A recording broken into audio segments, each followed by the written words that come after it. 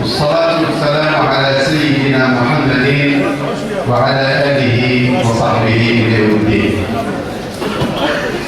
أخوات المناضلات، الإخوة المناضلون، سعيد جدا أن أكون اليوم في هذه القلعة الصامدة في هذا الإقليم، إقليم قرسيف، إقليم المقاومة، إقليم المجاهدين.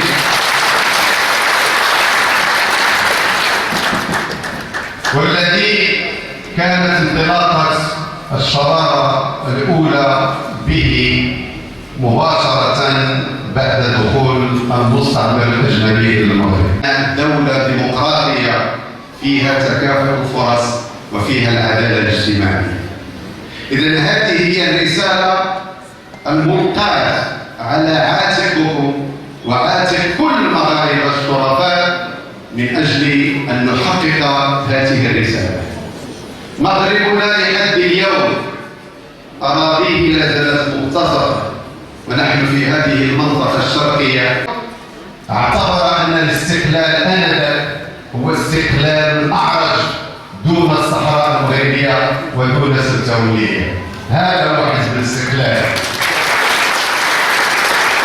لو آنذاك كل القوى الحية في الوطن أنصتوا إلى الزعيم الراحل علال الفاسي، كنا اليوم نكون معفيين من مشكل الصحراء المغربية وباقي الأراضي المغتصبة.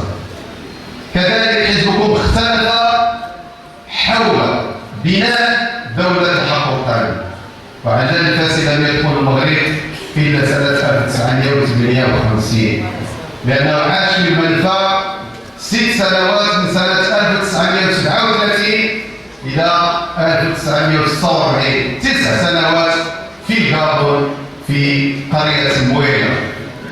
وحراك الشعبي المغربي، مطالب الشعب المغربي كانت واضحة منذ 1934 مرورا ب 1944، ثم وثيقة التعادل الاجتماعي سنة 1936. الإضرابات والحراك الذي عاشه المغرب، إضراب 81 فوبيرا في الدار البيضاء، من بعد شمال المغرب 84، ثم الإضراب الثالث 14 جانفي 1990، كلها كانت محطات من أجل تغيير الواقع اللي نعيش في بلادنا ومن أجل القضاء على الحجرة. ولكن مع كامل الأسف لا زال شعبنا يعيش الحجرة مع كامل الأسف. إذا كلنا نؤمن بأننا مسلمون، والمغرب من دول القلائل اللي يخدم الدين واللي من صغرنا أو اللي تربوا حليب أمهاتنا ونحن مسلمون. ما يمكنش يجي شي واحد اليوم غادي يدخل المغاربة للإسلام. إذا هذا الوهم تبع المغاربة عبر برنامج الحزب الحاكم اليوم، واحد البرنامج اللي كان برنامج أولا طموح جدا، واعتبرنا جميعا أن الحل لقينا في حزب معارض مرجعيته إسلامية، برنامجه اللي كان مبني على 7% ديال النمو. لما تنهضروا على 7% ديال النمو هي تشغيل 30,000 لكل نقطة، يعني 7 في 30 هي 210,000 من شبابنا سنويا. برنامج كذلك الحزب الحاكم كان مبني على الزيادة في الدخل الفردي لكل مغربي ب 40%. مليون تمت المصادقة عليه، الأول عددوا في الصدقات، ديسمبر عاد تجي المصادقة، انتهت السنة والحكومة مازالت تضحك، ورئيس الحكومة مازال يعتبر راسو أمين عن حزب لحد اليوم بعد مرور 4 سنوات. الرجل لم يرقى إلى مستوى رجل الدولة. لأن احنا لما تتحملوا المسؤولية ديال الشعب لا نفرق لا بين من صوت لصالحه أو لم يصوت، بالعكس كان على رئيس الحكومة أول ما يتوجه يتوجه للاحزاب اللي قاطعه الانتخابات، يتوجه للجهات والاقاليم اللي ما شاركاتش، ويفتح معاهم حوار. علاش ما شاركتوش؟ وعلاش ما تتبناوش؟ لما 2012 داز سنه بيضاء، لما جينا في نهايه 2012 ندرسوا الميزانيه 2013 الحصيله كانت هزيله. فريقكم في البرلمان دخل، وحنا انذاك بالحكومه من اكتوبر 2012 دخلنا من موقعنا بالاغلبيه وقلنا هذه ميزانيه اللي جابها لنا رئيس الحكومه وزير المنتدى في الميزانيه، هذه غاديه بالمغرب للحيط. هذه الميزانيه غتخرج على البلاد، هذه الميزانيه غتعمق الازمه.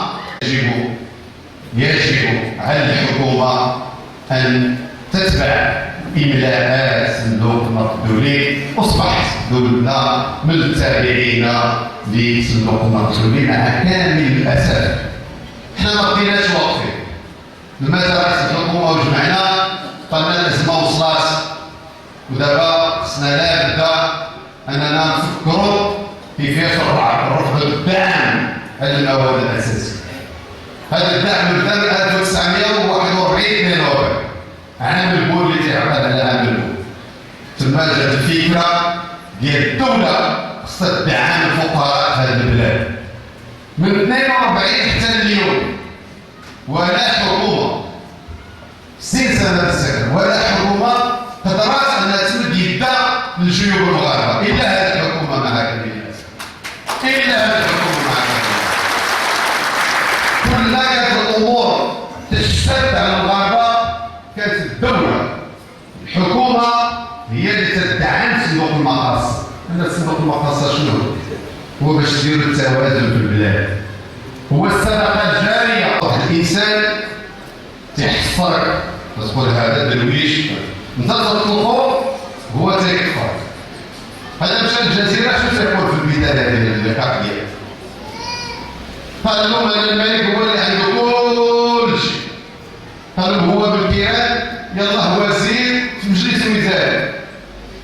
يا خويا واش دار مع هذا الشعب المغربي اللي وصل لها تما باش تقول لنا هذا الكلام؟